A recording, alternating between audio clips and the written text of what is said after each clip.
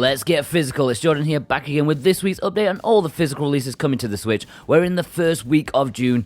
Oh my god, where has the year gone? We're looking at the 1st until the 5th. Retail, low prints, and imports, plus our community spotlight where you show off your pickups and potentially win a physical Switch game. Stay tuned for that because we have a nice bonus to tell you about. After last episode's craziness, thankfully we're back down to earth, but still some very interesting titles. The Outer Worlds is the biggest boy this week, that's for sure, developed by Obsidian to quench that thirst of a Fallout-style game made by the same team as the one who worked on the much-loved New Vegas. This was a well-received game when it released on other consoles back late last year. First-person RPG goodness is the order of the day, and I'm sure Nintendo Switch fans can't wait to set out on an adventure when it releases on June 5th. Originally, it was destined to be a download code in a box, but the publisher backtracked on that, and it's now on a cartridge. But it's still a little disappointing, as there's a supposed 6GB download that is not required, but highly preferred, since it will smooth out performance, have higher resolution textures, and squash some bugs. So it is better, but not ideal still. And one of our executive producers, God of Resin, has chosen this as their pick of the week. Clubhouse Games 51 Worldwide Classics, or as it's more boringly named in Europe, 51 Worldwide Games, is Nintendo's big offering for this month. As rubbish as it may sound for hardcore gamers, this is actually set to be a fantastic game for family and those that love a good card game, board game, dice stuff, gathering around the living room table kind of games.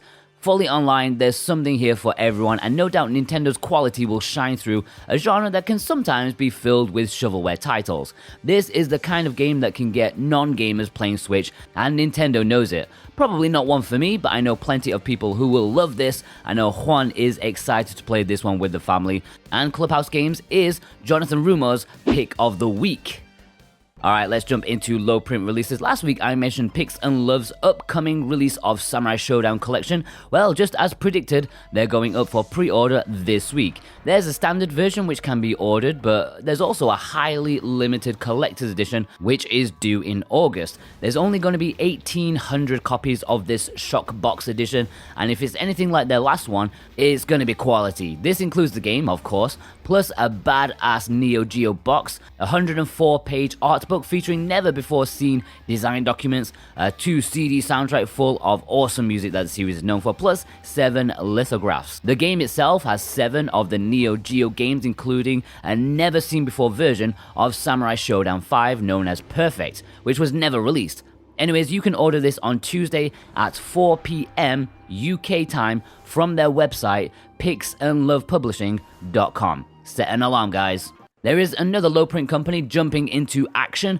This time it's Ultra Collectors. Their first release is already open for pre-order, and it's Indie-Calypse, I don't know how to say it. Anyways, there's a standard edition with only 1,000 copies and a collector's edition with 2,000. The collector's edition includes a deck of cards, a decently sized art book, a 44-track CD, and certificate. Now, we're all a bit wary about new companies coming on the block, but this is being set up by Yandu Soft, who are a reputable company with experience in doing Switch physicals already. They did Furwind and Caveman Warriors, I think, for example. Anyways, this is already up for order. It might actually be sold out already by the time this video goes live, who knows. Now, although I mentioned, or perhaps guessed, about Blaster Master Zero being limited run's next release, I just want to confirm the official story now. So, I assumed it was just the first game, but no, they have the first game and the second game up for pre-order right now. Now, firstly, instant thought from me was, why on earth aren't both games on one cartridge for a single release? The games are absolutely tiny and could fit on the lowest cart available with more room to spare than not. Now you have to pay twice as much for something so simple that they could have done. But, it is what it is. Profit needs to be made, I understand. They also have a myriad of confusing editions, including one massive collector's edition that includes both games, plus all sorts of stuff, including a couple of metal tanks, NES-style cases, poster, soundtracks, and so on. And Blaster Master Zero 2 is Gannicus's and Dane Wilkinson's pick of the week. Alright, let's jump into the imports this week. Well, that should be singular, as sadly there's only one import this week known as Kowloon Yoma Gakuenki, or whatever. It is an adventure game that comes either in a standard edition or a collector's edition, the latter of which includes a figurine, drama CD, and art book. Sadly, there is no English for this one, so no real need to import unless you really want that figure on your desk. Alright, let's jump into the community spotlight where you show off your pickups. If you're featured, you will be in with a chance of winning a physical Switch game at the end of the month, of course. Last month's winner, Snake Isa, chose Gianna Sisters. The winner of this month can choose one of the others. But wait, a new challenger approaches. You remember that we showed off Cat Quest and Golf Story from B-Side Games in the lovely, beautiful Japanese package? Well, guess what? We may very well give a brand new set of these two games away. Yes, both of them together. Forgive the attempt at trying to drum up a little bit of support for the series, but if this tweet right here gets 100 retweets, this month's community prize will be these two games. Yes, these two games to one winner at the end of this month. There is a link in the description to the tweet. All you need to do is retweet it. If it gets to 100, then these will be confirmed as the prizes. But also, you can follow me and B-Side Games too as a bonus, because you don't want to miss their stuff, right? And I'm kind of a cool guy. Not really. Anyways, let's take a look at this week. Firstly, Pixel Heart sent us their lovely latest release, Finding Teddy 2. We mentioned this in last week's episode, and we have it in our hands now. It's a nice retro-style Metroidvania that strongly reminds people of Zelda 2. It looks gorgeous, sounds great, and will be a nice addition to the collection. In Europe, this is sold by Pixel Heart. In North America, VGNY. There's 5,000 copies for each region, and we love the cover art for this European release. We're looking forward to seeing this one in your community spotlights in the future. Please do let us know who has picked this one up. I think it might be an obscure title in the future. Alright, let's see about you lot. Choco Loco James sent in one of PlayAsia's early exclusive titles, RXN Raijin. This is a shooter, a pretty decent one at that, and it's not a game that you see in many people's collections since it was around the time that PlayAsia had just started their line of exclusives, and not many people were fully aware of them, so people like me missed out. Now, I can still find resellers of the standard edition, but I really want the collector's edition, which I will have to bide my time for. Everyone's favorite 80s action hero, Kurt Cannongrave, got in this double helping of Tokyo RPG Factory, I Am Setsuna and Lost Sphere.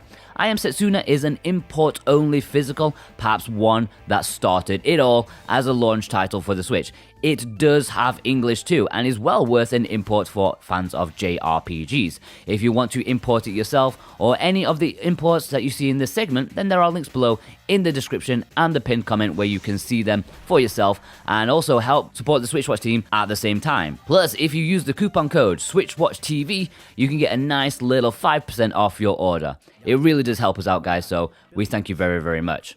Alright, Forrest sent in a couple of pictures, including this one of Mercenary Saga Chronicles, a bit of a gem on the Switch, and the physical doesn't pop up too often.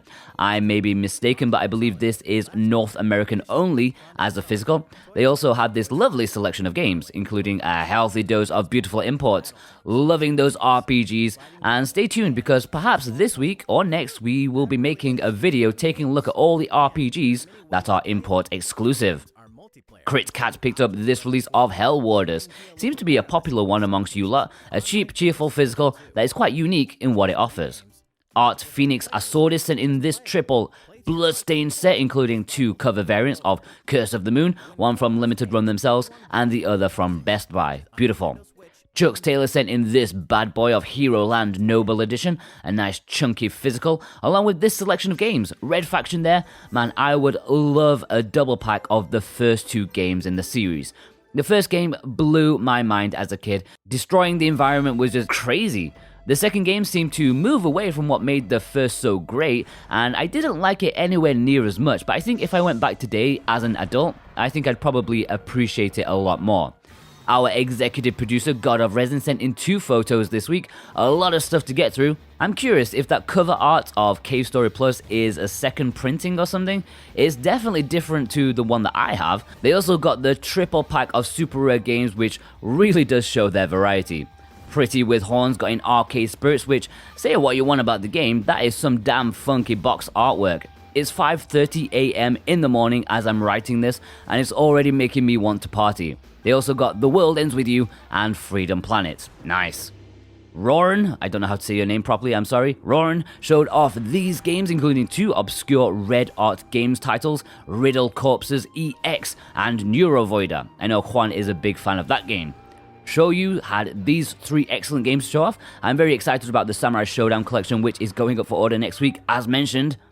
Lunar Rhythm has the other cave story artwork I was talking about, plus the Japanese release of Oninaki. Nice. Also, Smash Bros. Maybe I'm missing something, but I don't see that often in this series, despite it being the second best selling Switch game. Maybe people bought it digitally like myself? I don't know. Chris from Cali sent in these 3 games, loving the beautiful cover art of Voez, worth it for that alone. Although the game is supposedly really good anyways if you like rhythm games. Bastion also started getting super rare games as good stuff. Mechtermination Force is a bit of a belter. Highly recommend it if you enjoy your skills being pushed to the absolute limits. Samuel Robertson sent in this lovely photo with a very eclectic mix of games, including plenty of limited run good stuff, as well as some more obscure Switch games like Ghost 1.0 and Liar Princess and The Blind Thief. Sadly, I can't get my hands on an English version of that, but I do plan on picking it up if I do go to England in the summertime. Heat Source sent in these games. Nice to see Battle Chasers in there, a great RPG that doesn't break the bank and has a fantastic world and characters to enjoy. We rated that one quite highly. Jaytin sent in these 4 games. I'm seeing a lot of flipping death these past few weeks. Has there been a sale somewhere, or is it because I said it was pretty good and you guys jumped on it? Either way, I am happy to see it. Peter Clark had a couple of offerings this week. These 3, which includes the Japanese release of Bookbound Brigade. Happy to see this import exclusive pop up in the series recently. A nice Metroidvania with English, recommended as an import. He also got Xenoblade, which I'm very jealous about. Our executive producer Dane Wilkinson sent in this picture of The World Ends With You, a fantastic stylish game that is a cult classic from Square. The port to the Switch is supposedly not as smooth as it could be, but due to the unique style of the gameplay, that is totally understandable. Fluttershout got in the archival edition of Rune Factory 4, a lovely collector's edition that I'm going to be on the lookout for when I go back to England. Impossible to find here in China, in English anyways. Plus, they picked up God Eater 3. I never actually realized what a cool name that actually is. God Eater. That's badass. Visipon is making my life hard right now with the highly desired collector's edition of Xenoblade Definitive Edition. Absolutely gorgeous and includes so many things that I want but I can't afford. Momo Hasa sent in this picture, which includes all 3 cover variants of Gigantic Army. I'm going to be honest, I had no idea which is for which region, and to be honest, I didn't know they had cover variants. I'm guessing one is Play Asia, one must be just for Games website, the other, your guess is as good as mine. Mr. Valgard sent in this awesome picture, including the badass Xenoblade Collector's Edition from Europe. Plus, it's nice to see a real budget game in there like Valkyrian Arc popping up. I just want that because it's just so obscure. Dimigs got in the North American Collector's Edition of Xenoblade, which, if I'm being honest, I think I prefer this cover art. I just like the red. I think it suits the game more. But the content of the European one is better, although I would never say no to this. In fact, I would love to have both on my shelf right now. Hyrule Legend showed off his Xenoblade copy alongside the other versions of the game, which it looks lovely. Fantastic to see. Happy to see it get a third chance at life.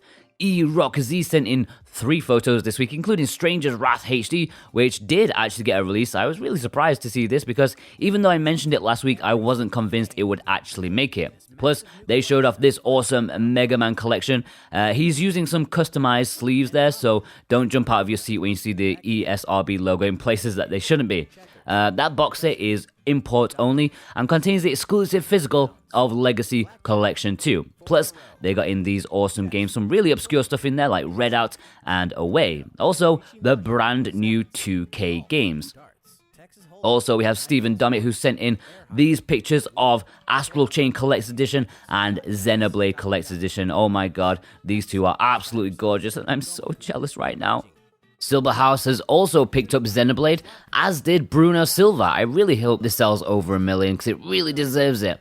Susha sent in 2 games including Stranded Sails, an interesting survival game. I think Juan reviewed it and didn't think it quite worked to its full potential, but still decent, and I love the adventurous cover art. Jonathan sent in this Australian edition of Xenoblade, plus a myriad of other games he managed to pick up this week, either since they're new or via a sale, including a game I don't think I've ever seen in the series yet, Beast Quest. Supposedly not very good, but I love a good obscure physical release. And finally, we wanted to end the show this week with something special from Juan. The website fangamer.com were kind enough to send him Golf Story Collector's Edition. You get the game, of course, a funky trophy, a poster, a membership card, and even a bloody golf ball and tee. Now that's a collector's edition that really dug into the concept. Anyways, you can order this from their website, fangamer.com, and they also have a large variety of other gaming stuff, including a vinyl soundtrack for this game, artwork, plus they have the badass Hollow Knight Collector's Edition, which we've seen so often in the series. Definitely worth taking a look at their site and signing up to their newsletter so you don't miss out on anything. They have some really awesome stuff. Now, just one question. Where's mine? Alright, thanks ladies and gents, it's always a pleasure to see what you've got. Please send me your pictures on Twitter over at SoWhatAboutTheGame. You can mention me with the hashtag Let'sGetPhysical, or you can send me a DM, or you can contact us via email, contact us at switchwatch.co.uk. Just make sure you start the title with Community Spotlight so that I don't miss it. We get a lot of emails, so it's really easy to miss. Plus, we have a Discord where you can send your pictures over on there in the submission section. Plus, you can have a nice chat with us, which is, it's always nice, right? Alright, I hope you enjoyed this episode of New Physical. Special thanks to our executive producers, Dane Wilkinson, God of Resin, Jonathan Rumor, and Gannicus, and all the others who have joined our YouTube memberships. We really appreciate you guys. Thank you so much for your support. Please check out last week's monster episode. It's an absolute beast. It almost killed me putting it together. So please watch that in case you missed it. And we'll see you guys next time. Take care.